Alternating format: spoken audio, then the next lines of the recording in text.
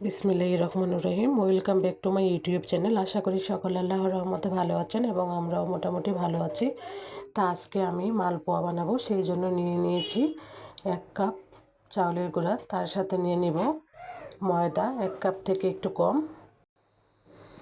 ময়দাটা দিয়ে আমি আগে থেকে কুড়িয়ে রেখেছিলাম নারকেল, সেই নারকেল কোরানোটা আমি দিয়ে দিব তার মধ্যে।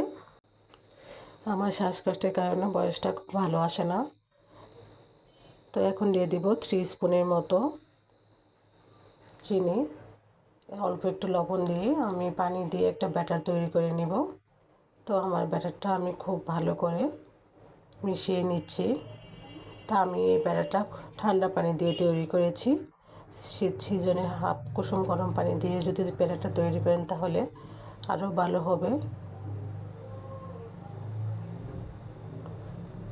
তা আমি ব্যাটারটা রেস্টে রাখিনি, সাথে সাথে তৈরি করে নিয়েছি। আপনারা চাইলে রেস্টে রেখে দিতে পারেন, রেস্টে রেখে দিলে আরও ভালো হবে পিঠাটা খেতে।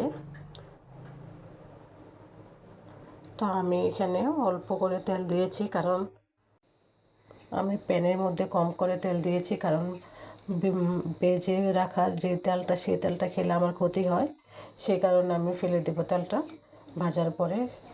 তার জন্য অল্প অল্প করে তেল দিয়ে আমি ভাজার কাজগুলো করি। তো এইভাবেই আমি সবগুলো মালপোয়া ভেজে নিচ্ছি।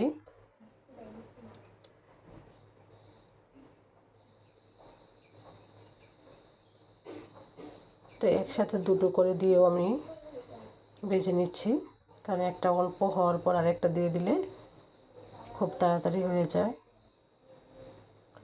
আর এই মালপোয়ার উপরে যদি আপনারা তেলটা ছিটিয়ে দেন তাহলে এটা খুব সুন্দর করে ফুলে যায়। তো সবগুলো আমার ভাজা হয়ে গেছে, দেখেন অনেক সুন্দর হয়েছে মাশাল্লাহ। আর এটার মধ্যে যদি আপনারা মৌরি দেন তাহলে খেতে আরও বেশি ভালো লাগবে। তো প্লিজ ভিউয়ার্স, এই পর্যায়ে আপনাদের কাছে আমার অনুরোধ, যদি ভালো লাগে লাইক এবং সাবস্ক্রাইব করে দেবেন প্লিজ। আজ এই পর্যন্তই, আল্লাহ হাফেজ।